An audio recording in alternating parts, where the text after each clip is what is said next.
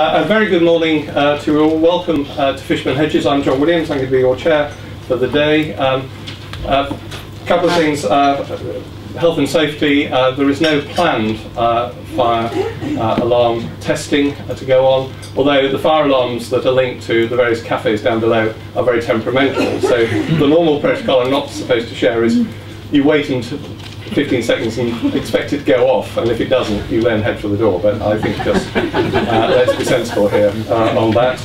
The other thing is, although it's a bit late to say this, this is now being filmed, and if you are sitting next to somebody you don't want to be seen sitting next to, and there is at least one headhunter in the room, head over. So in particular, move away from him now. This is the first in the 2013 series of What's Next for Fishburn Hedges. We're delighted for this subject, delighted to see such a packed and diverse room, and a tribute to our three speakers today. I think that we've got so many people here, and thank you all for coming. We promised you 1 hour. We started slightly late, inevitably, but I'll keep it to that 1 hour. In terms of brochures you have on your chair, they have the full biographies and some background about the topic today, and also about Fishburn Hedges and our work in the field of corporate responsibility and sustainability. You're also encouraged to tweet about it. The hashtag is, as you see up there, CR Collab. We'll be tweeting throughout this anyway, but feel free to tweet throughout. There's a card on your chair, and we'd love you to fill it in with your own top tips on collaboration, and please hand it in at the end with your tips. And you can do it either anonymously or add your name to it, whichever you like. I think that's probably all the formalities. Let's get stuck straight in. Let me just do some introductions. In case you're worried about the empty chairs, we have got all our speakers here. Thomas and will be joining us later along with Jim. But first I'd like to introduce David Grayson. The catalyst of this is David's new book, Corporate Responsibility Coalitions, Past, Present, Future of Alliances for Sustainable Capitalism. And there are a few books here, and they are available at a discount if you want to see David or us later. But I've read some of it. I can't confess to have read all of it, but it is a fantastic read. And a very good prompt, I think, for the questions we're going to be discussing today. Just a brief introduction to David and Thomas and Jim. Most people become professors and then hope one day to become gurus.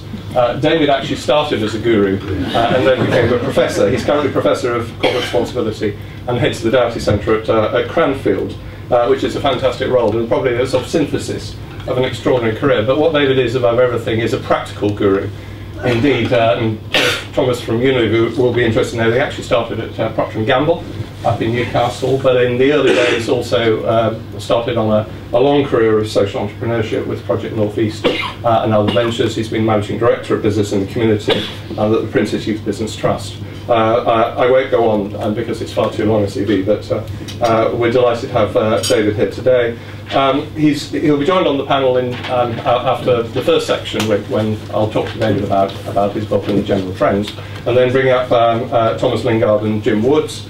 Thomas is Global Advocacy Director for Unilever. They're trying to get public policy engagement to support Unilever's much celebrated Sustainable Living Plan. He's a former Deputy Director of Green Alliance, and an interesting background which leads back to being a chartered management accountant. And given I was talking to Jim earlier about the real challenge is getting the CFOs on side.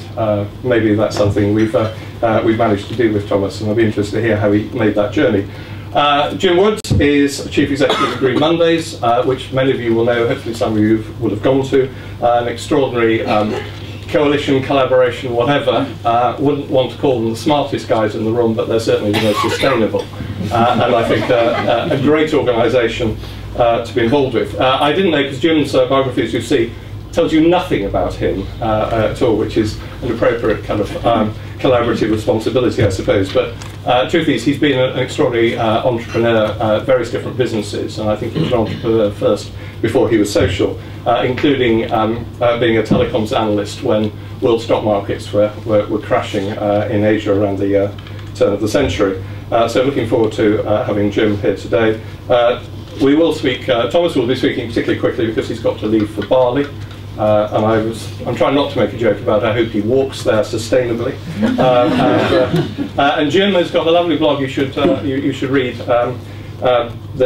just tweeted about horizontal crowdsourcing, which sounds quite fun,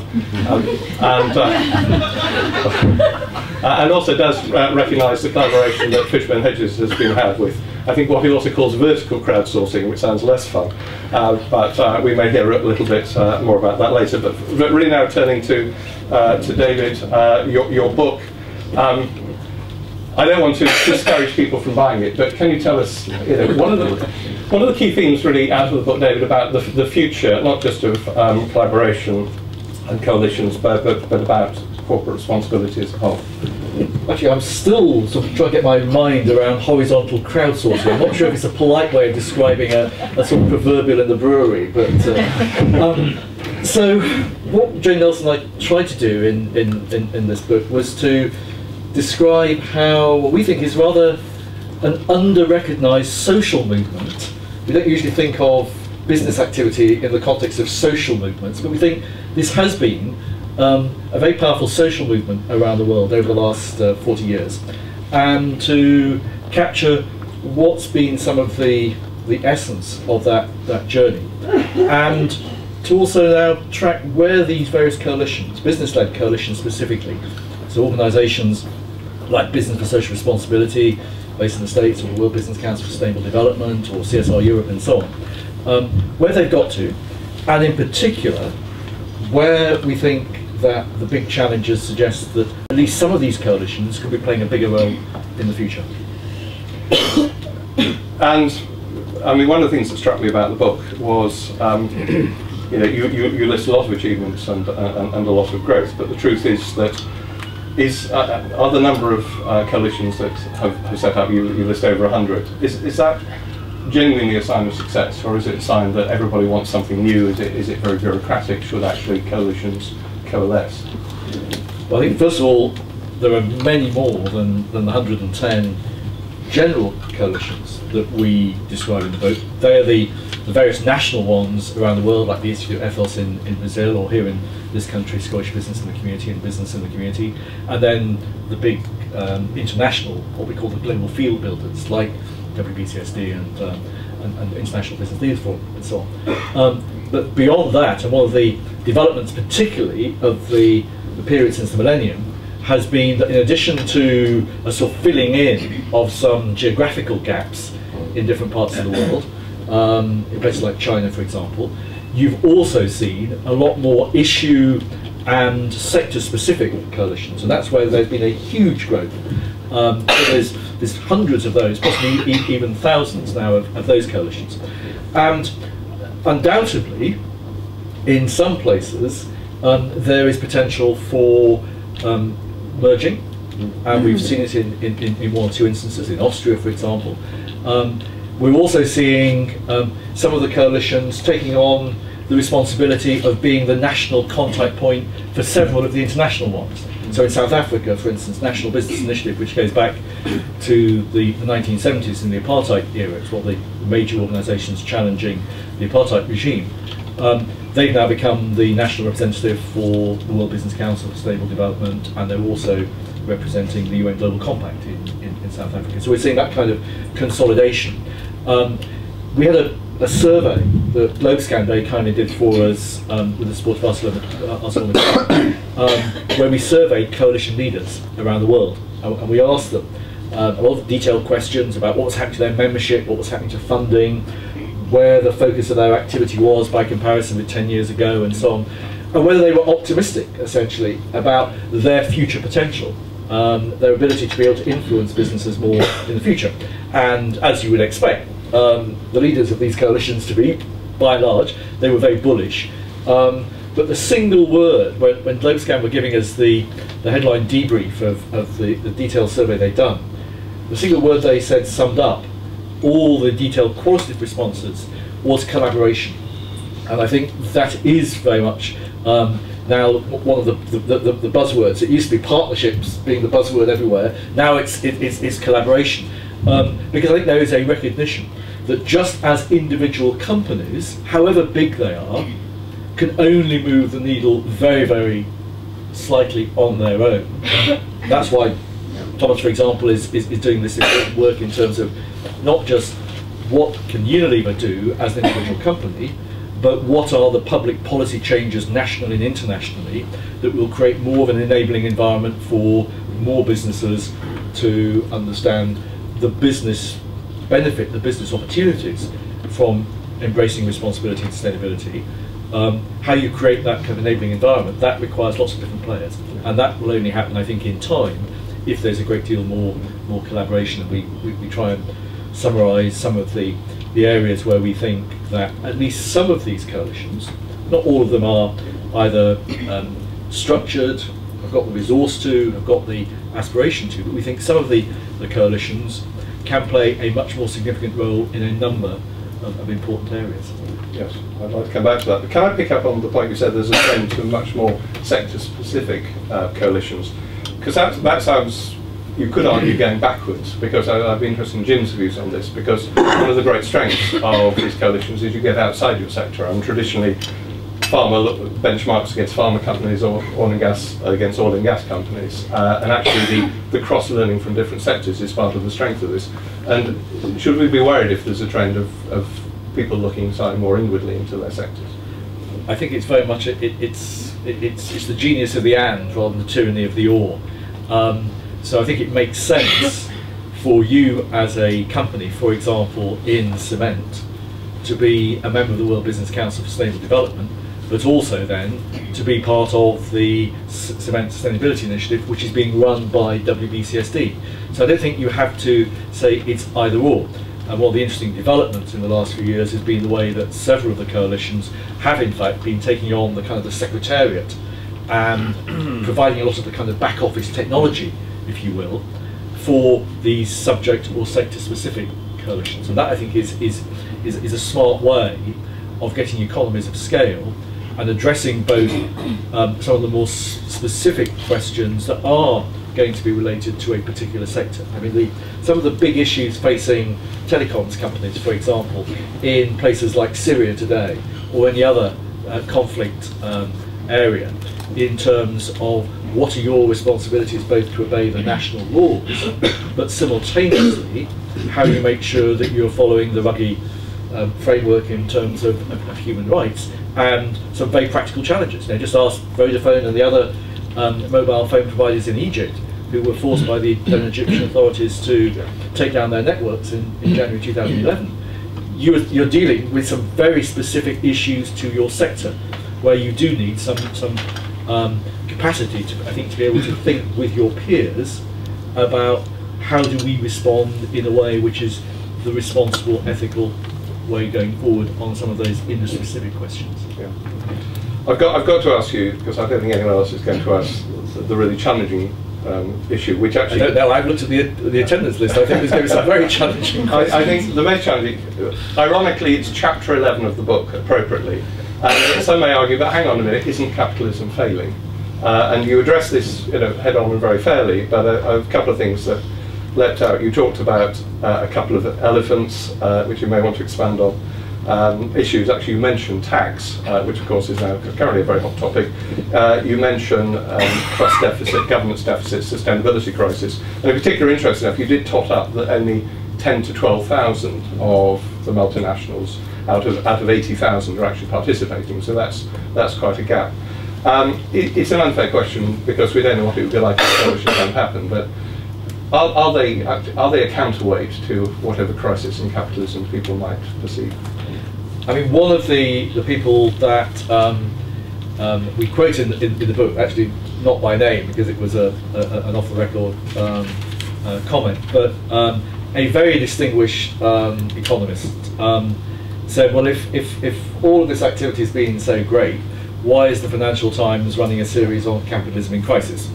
And part of our preparation for the book that Jane Nelson and I did was to get a number of experts around the world in the responsible business field, both some inside companies, but also quite a lot of people outside companies, in NGOs, in different consulting firms around responsible business, some people in governments or international institutions.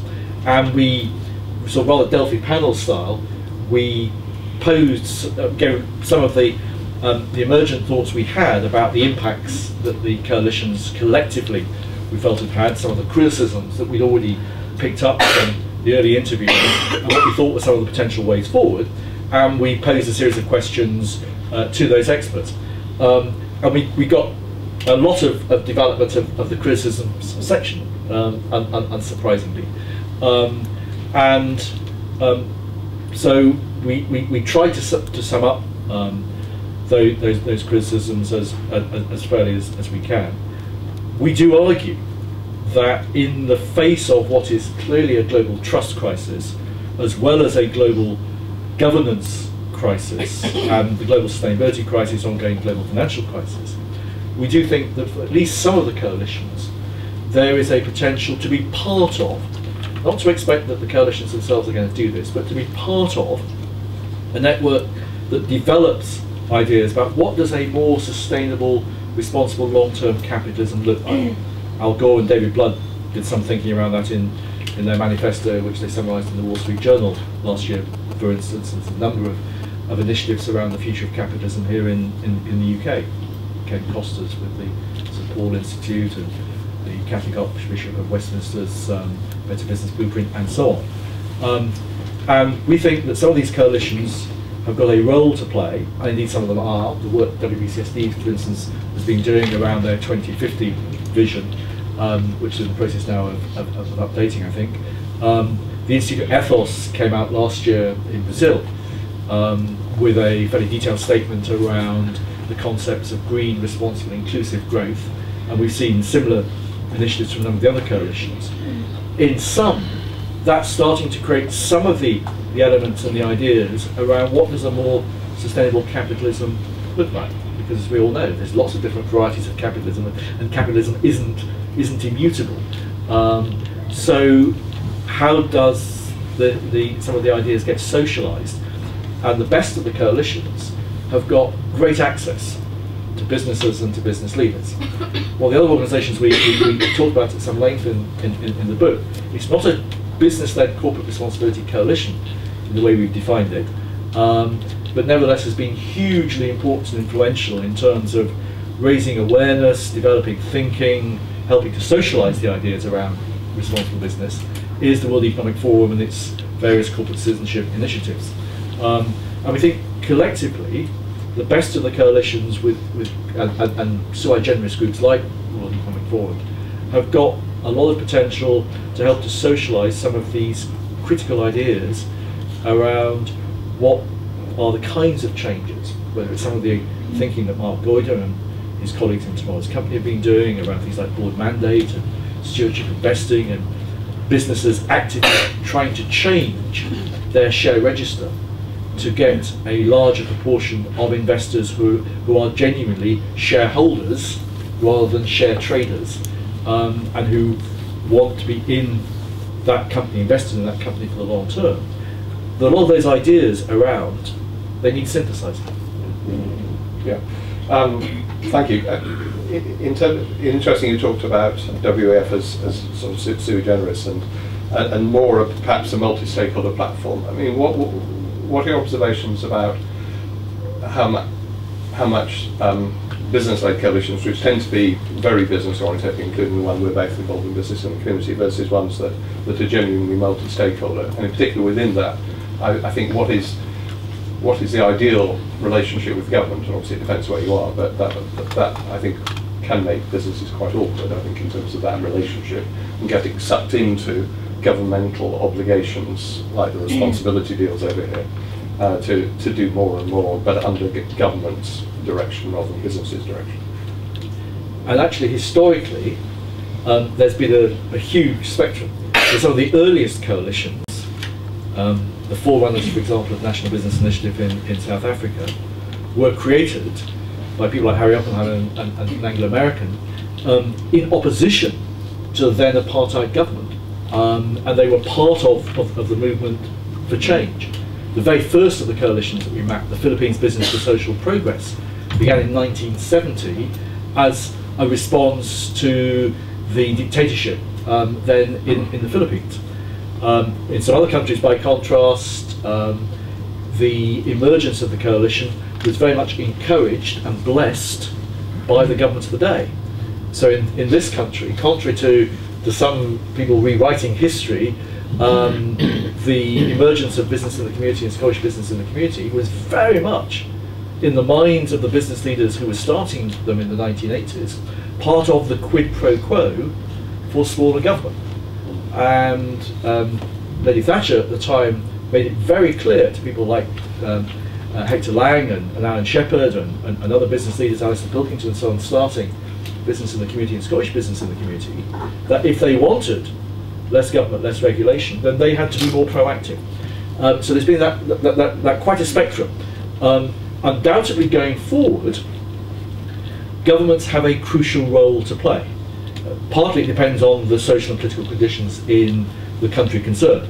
So the situation in China today, for instance, you require the blessing and the okay from the party and from the authorities, really to be able to make progress in areas of corporate responsibility, as in so many other areas. And indeed, in the Chinese context, the SASAC, which is the agency which has the state's holding in 123 largest state-owned enterprises, made it very clear back in 2005 what are the expectations of a state-owned enterprise doing business in China.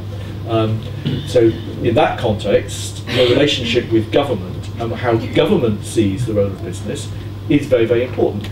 In some other societies, where there is much less of a functioning government, perhaps it's a post-conflict situation, then you may be part of the enabling environment, the architecture that helps to create better governance and a functioning market economy and a functioning market democracy.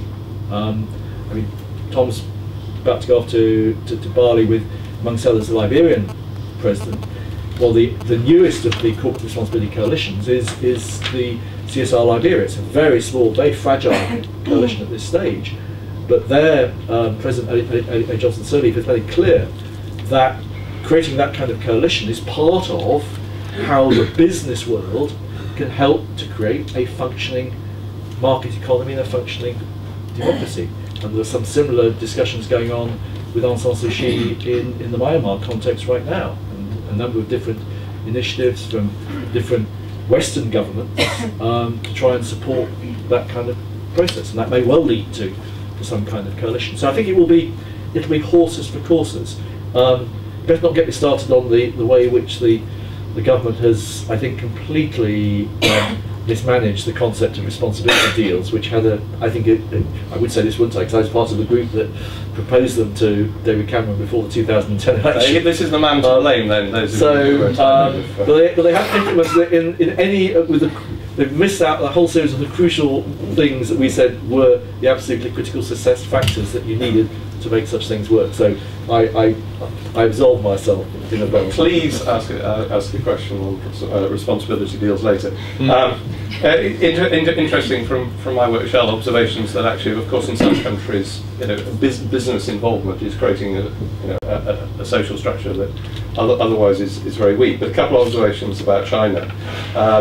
Very interesting what you're saying about the relationships with government and state-owned enterprises. When I was working with Shell in China, very briefly, about 10 years ago, I came across the phrase "gongo," which is wonderful, coined, yes, I think universally, but which means a government-owned, non-governmental organisation, which only the Chinese come out there. If you've never come across a gongo, just be grateful. And the other thing, which is a statistic from the book, one of the ones that really has stuck with me, is that with the great leap in the trending charts, that in 2011 over 1,000 companies in China produced sustainable development reports, which just shows actually they are not just catching up, but I think in some ways leading. They are actually quite a good country taking the long view, which perhaps sometimes we're not. I would like to really bring in Jim and Thomas now. David, thank you very much for that. I'm not going to make you silent. But if Jim and Thomas would like to come up, and then we'll carry on the next phase of the conversation. I notice you're both scribbling away, so hopefully one or two observations to add. But welcome Thomas on my more immediate right, and Jim beyond. Thomas, I wanted to bring you in. Unilever, obviously, very involved in quite a lot of coalitions. You personally very involved. You're very involved with engaging with public policy issues with governments. But at the same time, you're a leader. I mean, and whether or not there's a balance between how you feel about, what's your experience with the coalitions you've been involved with, but also where sometimes you feel you're so far ahead, people will never quite catch up with you. Perhaps that's too flattering, but interesting your observations of those experiences, really. Sure. Well, I suppose, good morning. The first thing I say about collaborations is you wouldn't do them if you didn't have to, because they're bloody hard work, right? And I think people bandy around the language of collaboration and partnership, like a sort of flavour of ice cream, or we'll have one of these today, but I mean, you just wouldn't go there. Businesses are not set up to collaborate, they're set up to compete. The whole competency, the whole understanding, it's a disaster in many ways. So I think it's sometimes important to get that out up front. To collaborate on anything, to try and do anything is incredibly difficult. And so when people sometimes say, well, why aren't these coalitions doing more? Why aren't they going faster? There often isn't an understanding of just what a miracle it is when you get more than one person in a room from different organisations who agree on exactly what it is that needs to be done and how. And I think this is really important to understanding the criticisms of coalitions as well, because I think the NGO community and many academics are sometimes critical of the coalitions, and so what impact is it really having? And they're absolutely right to be critical, and absolutely right to not to be negative, but to be critical in having a reasoned analysis of what's being done. But at the same time, I think we need much more acceptance of the fact that we're very, very early in the journey of understanding how to make these things work, how to manage the complexities, whether it's legal issues, whether it's organisational structure issues, whether it's the subtleties and the differences of the modalities of ways in which people can work together. Sometimes it's partnership, very formalised, sometimes it's informal, sometimes it's collaboration through a formal structure, sometimes it's just alignment, actually. Sometimes you can have a faster dynamic by getting people into a room agreeing, broadly speaking, what the thing to be done is, but then everybody doing it individually, because that actually suits what people are doing. So let me just open by saying this is really hard. I like the point that actually businesses are set up to compete, not to collaborate. Indeed, antitrust law requires you to do so. We may come back to that. But where do you feel you've got most traction? Have there been moments where you realise actually if we do it like this, it really works? And particularly for people in the room whose companies may be newer to coalitions, are the ways of actually how to be better participants, perhaps? Sure, it works best when you know what you want, rather than having some general sense that it would be good if somebody did something about something. Let me give you a concrete example. So I chair a group called Refrigerants Naturally. This is a multi-stakeholder partnership which has a very specific construction where there are 4 members currently. There's Unilever, Coca-Cola, PepsiCo, and Red Bull. And then there are 2 supporters, the United Nations Environment Programme and Greenpeace International. It's really quite unique, actually, in terms of that construction, to have a UN agency, a fairly critical NGO, 2 companies that normally don't like to be in the room together, Coke and Pepsi, and then Unilever and Red Bull. So these are fascinating. No, they wouldn't mind me saying that. These meetings are a remarkable meeting. We had one just the other week. Now, what we are all agreed on is that in future we all want to be able to use natural refrigerants rather than F-gas refrigerants, which have a much more damaging climate impact. It's not seen as the refrigerant gas isn't seen as a competitive issue between between Coke and Pepsi, or between us and anyone else. We just think there's a future direction of travel there. But it's complicated because it requires regulatory change. It requires standards authorities to accept natural refrigerants, which tend to be things like hydrocarbons, propane, or CO2, which work in a different way and have some technical complexities, but ones that we believe are resolvable. And so we have, for the last 8 years, been working together to try and understand that external landscape and to influence it in a way which allows us to roll out these, what we think are better technologies for the planet. So that's a very specific goal. It's non-competitive. We all have different insights from our operations in different parts of the world. Greenpeace have a good understanding of how the NGOs are seeing the issue and have good intelligence. And UNEP provide us amazing insights into what's happening in things like the Montreal Protocol, which is still working to phase out F-gases. It started with CFCs, but it's moved into HFCs and other things. So there's a very small group of players, and that's also important. Coalitions with large groups, it can be more problematic, but a small group of players, very focused, objective. And it's also worth saying something about the history. This was kicked off by a Greenpeace campaign against Unilever, I think it was McDonald's and Coca-Cola at the time, saying, why are you using F-gases in your freezers? And the answer, because everybody used F-gases in their freezers at the time. No one had really given it much thought. And so it was initially it was a technical cooperation to understand how this could be different. And Greenpeace had actually done some of the R&D and put out their IP to say, look, we've found a way to do this differently. Why don't you start using this? And then our technical guys and the others from the other companies worked with the Greenpeace technical people to make it kind of technically viable. And now it's gone into a phase which is much more about making it kind of viable from a commercial and regulatory perspective. Yeah. That's really a very interesting case in terms of Greenpeace developing their own IP. Before I bring Jim in, just comment, I think there was a phrase in your book, something like pre-competition, but the whole area of actually how you get through the barrier of you get arch enemies like Pepsi and Coke or whoever, P&G, Unilever, into a room.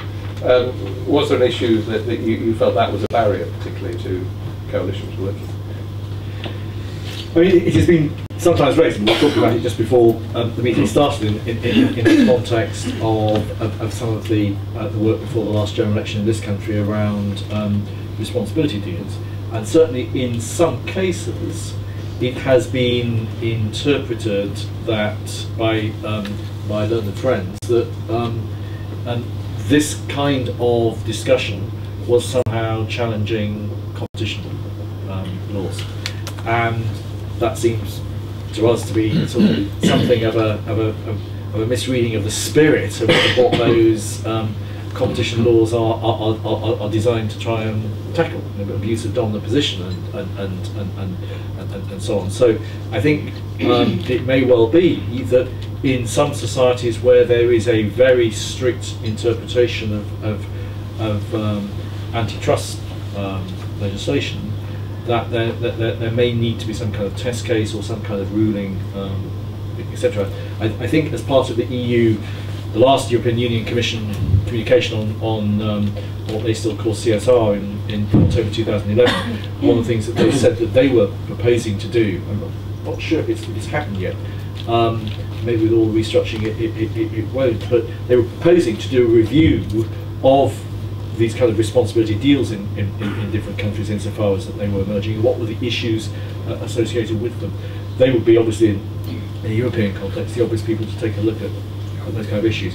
We didn't hear it as in relation to the generalist and international coalitions so much of an issue. It was rather more in very specific contexts, like for example what Thomas was talking about in relation to refrigerants naturally, which we do mention in the book.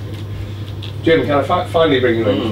Thanks for your patience. I mean, interesting your views on all of this really, but in particular, how hard do you find it to bring people together? You've obviously got coalitions in the room, but interesting enough, I see Green Mondays as a coalition of people, not necessarily a coalition of businesses, and obviously you're pioneering new forms of crowdsourcing as well. What's your take on all of this?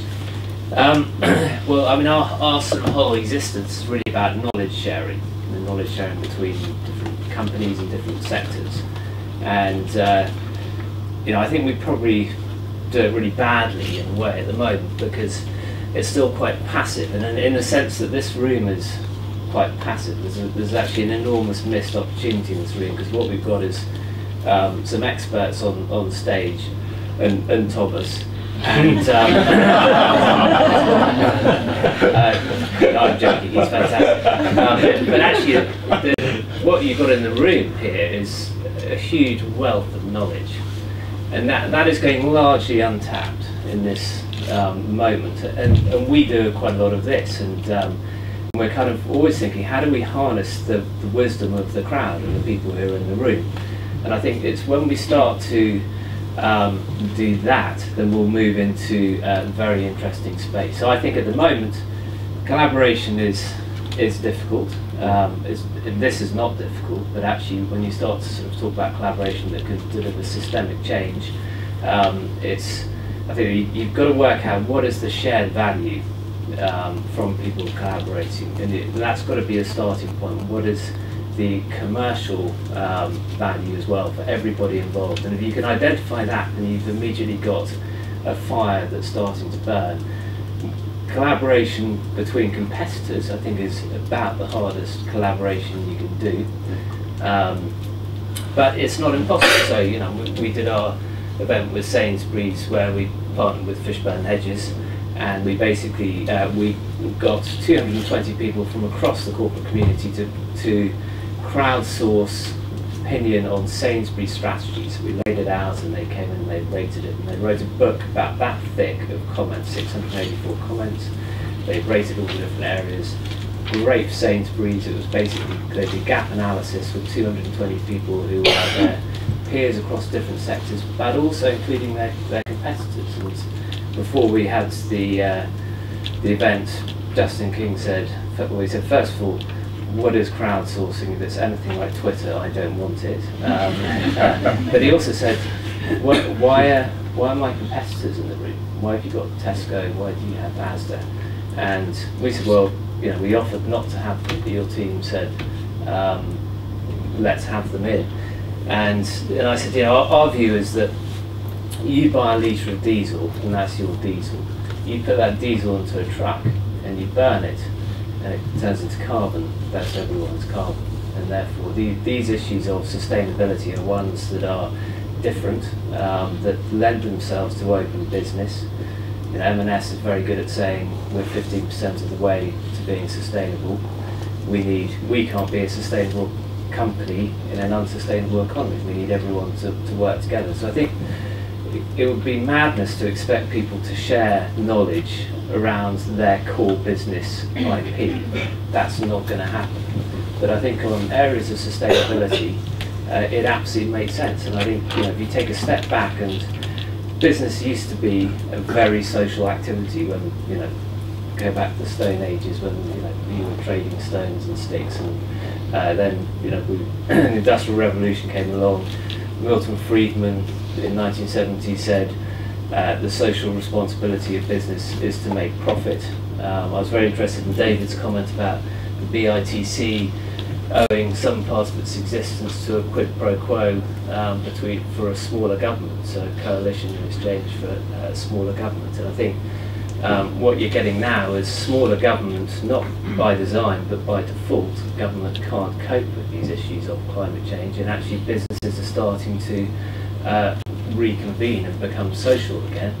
And the ones who are, you know, the ones who are doing it are doing really well. I think Unilever is a fantastic example. M&S, £120 million contribution to profit from Plan A, and Plan A plays a big role in them being the most, which the survey found the most trusted brand in the UK. I think what GSK is doing with their drug trial data, putting all of their drug trial data in the public domain, with the view that they can halve the development times of cures, saying that's socially important, but it's very much part of their relevance programme, and they know that they become more relevant to society as they do it. So I think you're seeing a number of companies who are totally getting this.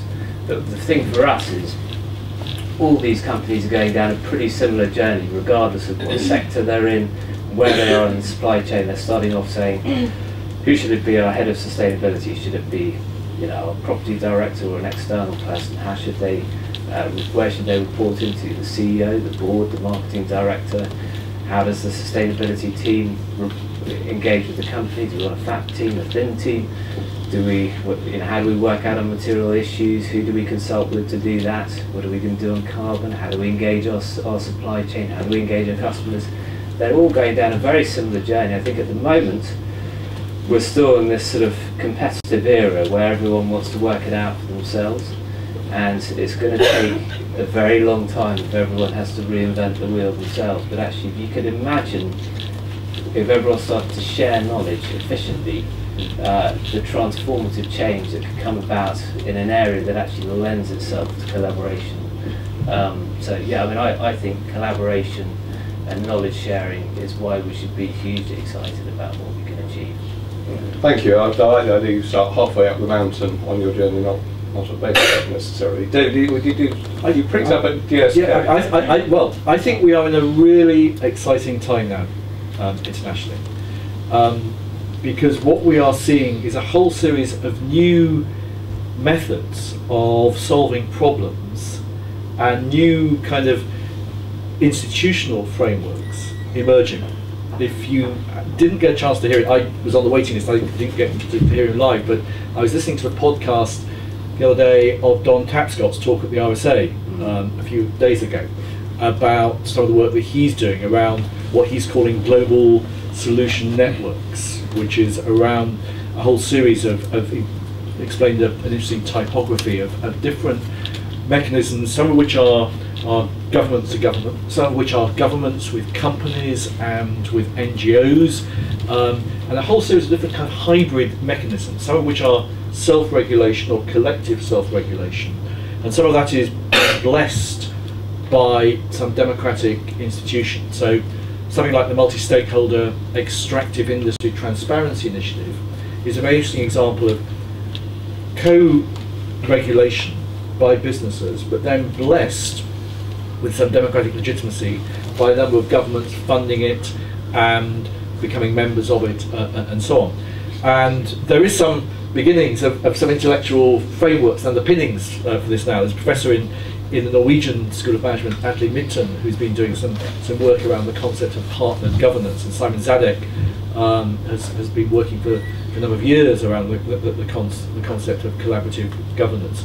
And if you missed it, of all places, the US National Intelligence Council, every 4 years at the time of the presidential election, produces a global megatrends report. And the 2030 report came out at the end of last year. And they talk, as the name implies, a whole series of big megatrends that will shape the world and the conditions in which we will all live. But they then offer 4 scenarios. And the fourth of those scenarios is what they call a non-state world. Now they don't actually mean that states disappear, but what they mean and what they say is that states will start to much more share power with public institutions below the state level, so a whole series of big cities like London and New York collaborating on climate change, or with wealthy philanthropists, read Bill and Melinda Gates Foundation and Warren Buffett and so on, or with companies or groups of companies, or with civil society, and a combination. And both The Economist and the Financial Times in the last few days have carried reviews of a new book called The End of Power by a former, I think, Venezuelan minister, Moses Naim, which develops this theme of a much more hybrid set of institutions. So why am I mentioning all that? Because I think the business-led corporate responsibility coalitions that have emerged over the last 40 years are some of the early examples of that kind of activity. They are a technology, a way of organising businesses to collaborate where it's appropriate. Thomas is absolutely right. This is not easy.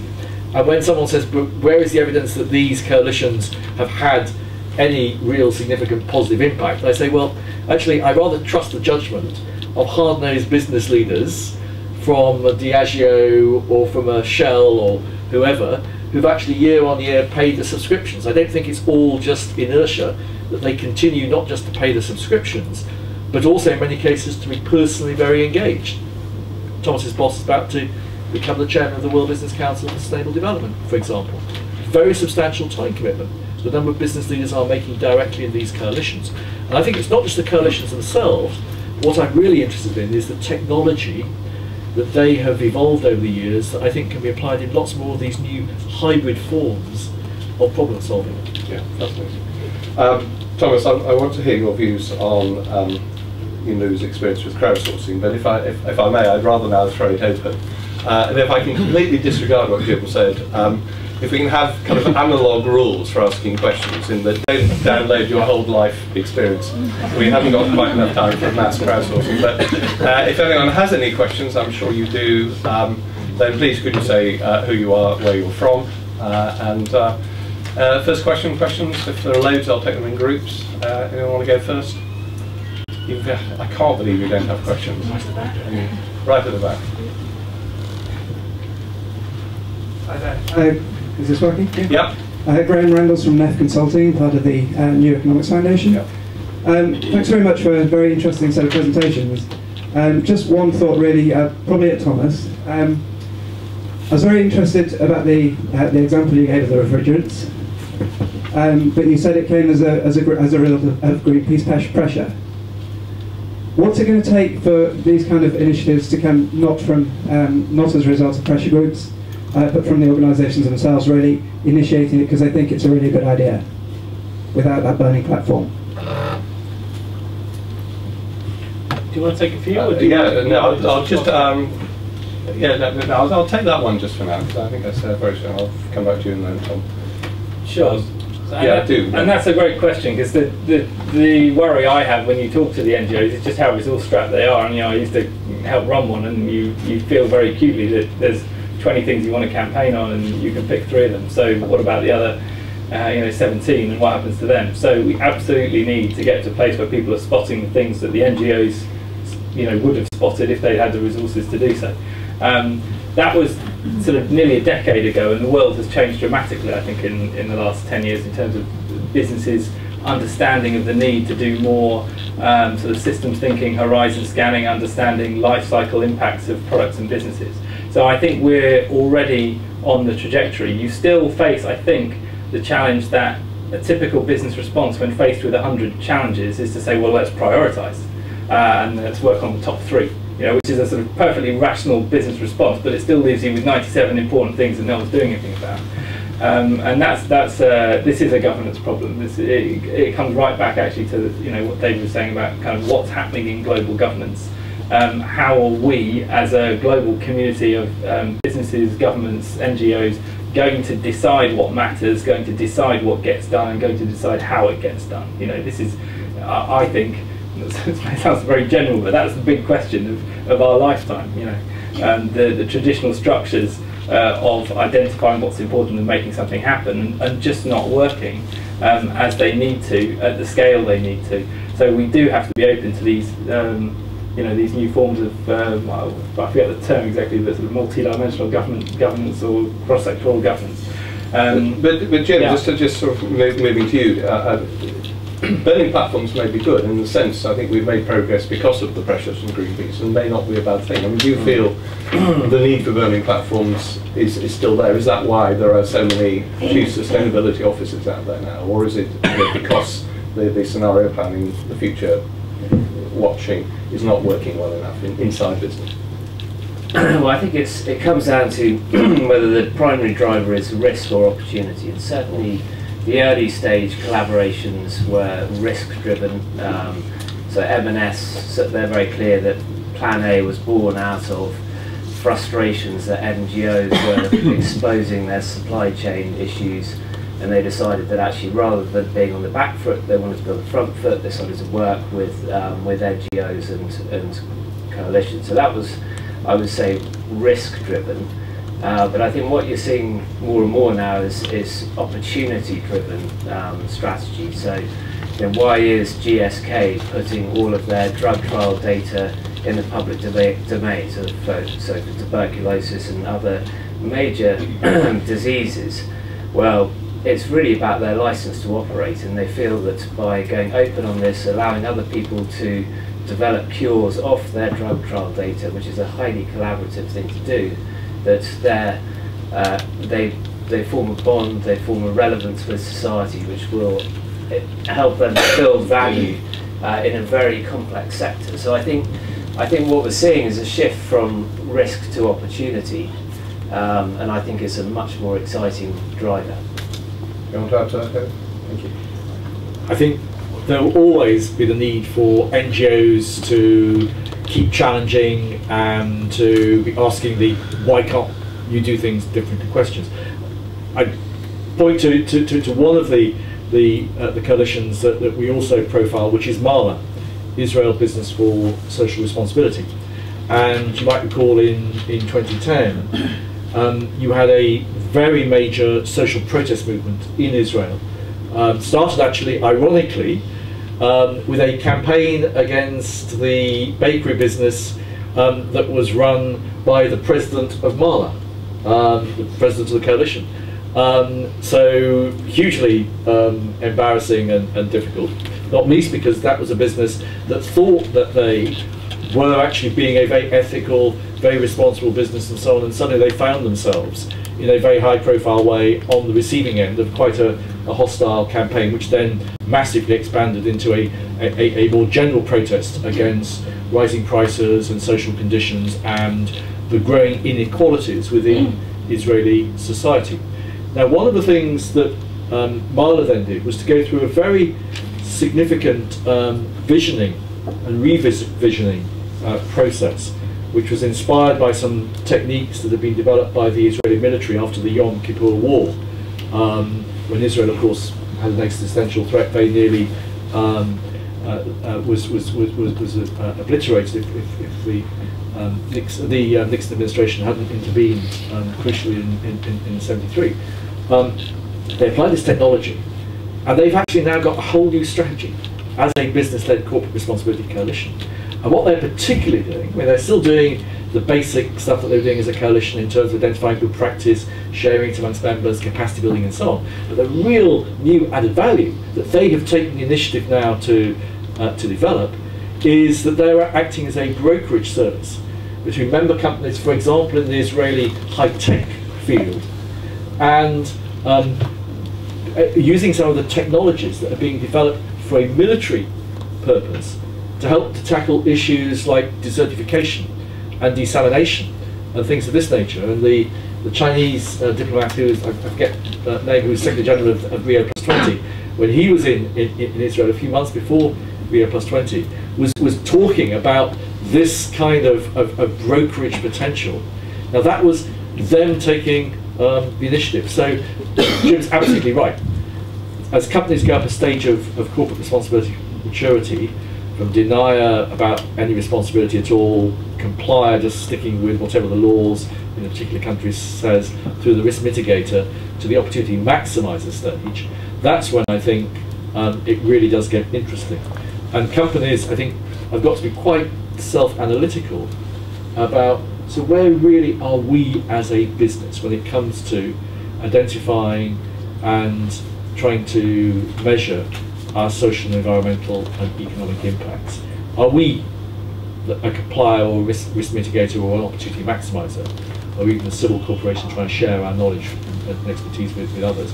And I think their engagement with the best of the coalitions needs to be very different depending on where they are on the stages of maturity. Okay. Right, more questions, anyone? Yes, I've got 3 here, so I'll take them all together just in case. Tom first, and then there are 2 over here. Thank you. Thank you. Tom Levitt, author of Partners for Good, a short history of cross-sector partnerships. Sorry, John, couldn't help mentioning sorry, you don't have any books in reception. No, sorry. My question's about the quantification of qualities. As responsible and sustainable behaviour becomes more mainstream, isn't there more of a demand for a common language and in particular common metrics on how we actually measure the impact of that behaviour? And if that's the case, how important is it? And is it not the role of the coalitions, perhaps, to take that agenda forward? So I wanted to ask David about evaluation, really. Over here, Sarah, I think. Sarah Scoper from PepsiCo. Actually, can we give you the mic? Just for the video. And Sarah Scoper from PepsiCo, and not surprisingly, I'd like to hear more about David's views on the responsibility deal as a form of collaboration. Thank you for asking that. And one bit. Bianca Shevlin from SAB Miller. I'd like to ask the panel in general if they have, from their view, identified any particular attributes within the successful organisations that make them well suited to collaboration, so whether it's ideological, cultural, structural, or even the sector they're involved in, the nature of the business. Is there anything you can identify which could be learned by other organisations? Right. In terms of answering that, I'll throw the responsibility deal to David first. But actually, when we come on to that question from Bianca about attributes, I think one of the things that I wanted to pick up on that you said, Jim, is that you need to see what the shared value is out of coalition. I think one of the answers, not necessarily the answer, but part of that question is it about shared values as well? How much do you need to get common values around the table, particularly obviously in a multinational, multi-stakeholder forum? But David, perhaps just briefly on the short history of responsibility deals. We'll talk separately afterwards, I suspect, because otherwise we could be here until very much time on responsibility deals. The crucial thing that he said about responsibility deals in the paper, a light touch back in 2008. Was that was that the Secretary of State personally had to be in charge of this process, and it couldn't be delegated. And that seems to be one of the fundamental weaknesses that has occurred. That secondly, it had to be something that was from the government side, it was a coherent government perspective. Now, I don't know whether coalition makes that harder to achieve, but I think both of those two things have been absent on that. On the organisational culture point, Bianca, I think it's like anything else. The businesses or the other organisations that are most successful in all of this have a clear understanding about how the better management of social, environmental and economic impacts and minimising the negative of those impacts and maximising the positive is absolutely integral to the future success of their business. That they have done the hard, heavy lifting, the way that Unilever with brand imprint process, for example, has been a methodology to do just that. They've done the hard lifting and all of that. And my colleague Mandy Cormack, who's here, who will work with us in the Doughty Centre on how do you identify your impacts, because that is such an important part about it. And then the company is clear about what is their organisational purpose. And from that then they're thinking creatively about, as with any other form of collaboration or alliance that the organisation, the company is in, what are the things that we can contribute to this, and what are the key things that we are looking to get out from it, and what are the most effective ways that we will achieve that. Is it by, for example, getting some of our top young high flyers to serve on the boards or the leadership teams of the coalition concerned? Is it because we are going to especially champion a particular area of activity and be willing to share a lot of our expertise? We think, for instance, that SAB Miller's has been doing not so much in the context of coalitions, but independently around water partnerships and so on. But it's that clarity of purpose. So it's not somehow that we forget everything we know about effective strategy and effective strategy implementation.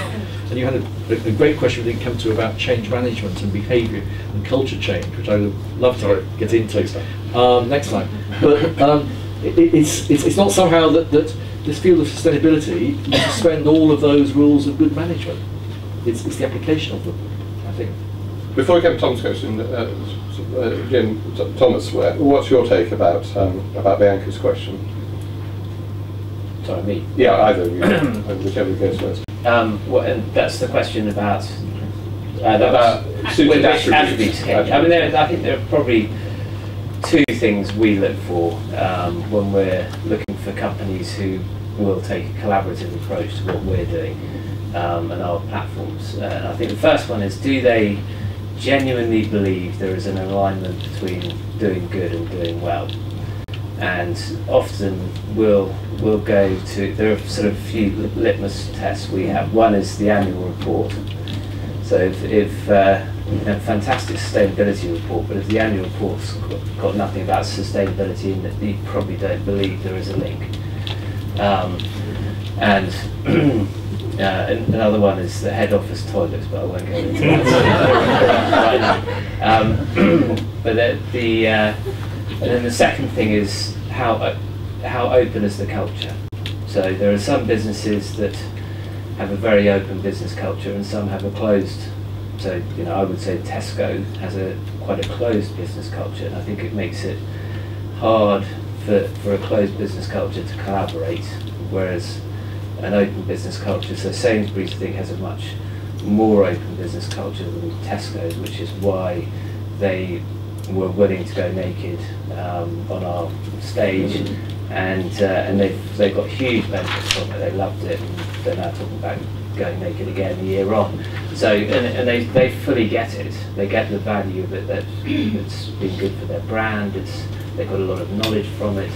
But yeah, so I think those are the two things that we look for. Thomas, what's your take on who do you like to sit down with? So I think it's companies who are sort of naturally outward looking and long term in their approach. I think if you're looking for a win tomorrow, collaboration makes no sense at all because of the transaction costs. So I completely agree on the open versus closed culture. And then there's something around what the primary drivers of an initiative are. Some people come into these collaborations from a communications perspective. It's about the need to be seen to be doing something.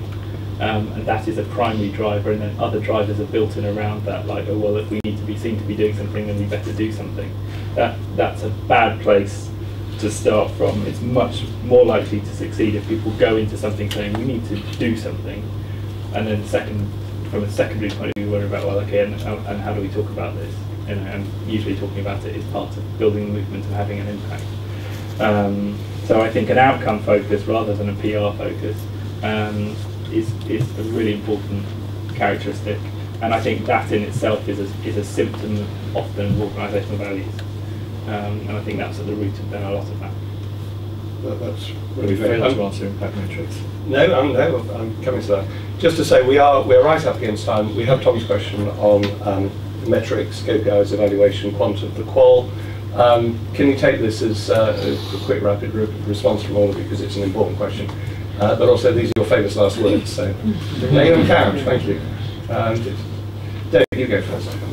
You've written that a bit. Not so much about impact metrics. I think it's one of the areas where there needs to be some much hard work done. I mean, again, going back without this becoming a PR sort of session for Unilever, but I think some of the early work that were done with some of the country assessments and so on with Indonesia and South Africa and Vietnam and so on, some interesting methodology around trying to think through in a more holistic way.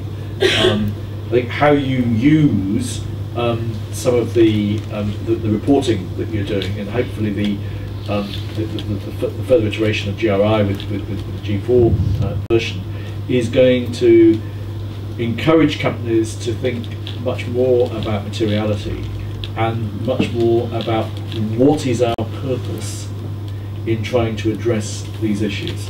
But I think it is an area where there's lots of opportunities for bright inputs from PhDs and others, and I think it is certainly something that a collection of coalitions ought to be pushing.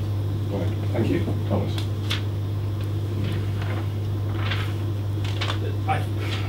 So on metrics, it's really hard for so many reasons. It's hard to do technically, and there is lots of conversations happening. I mean, WBCSD has just created a new group looking at integrated reporting, because it's one of the things that wasn't within the WBCSD sort of stable of projects, and people have gone, okay, this is getting very complicated, and we need to start as a global business community take a shared view on that.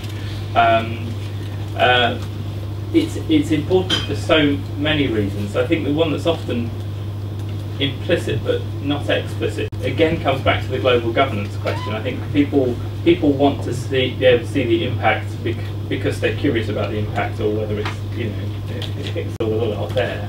But it's fundamental to this question of global governance, because the sorts of structures David was describing about states sharing power with private enterprise ought to be terrifying in a way, and to many of the sort of traditional development community it is terrifying. And the only way you can, reconcile that, I think, sort of philosophically, is again coming back to outcome. We've got a relatively short amount of time to do some fairly scary, big, ambitious things.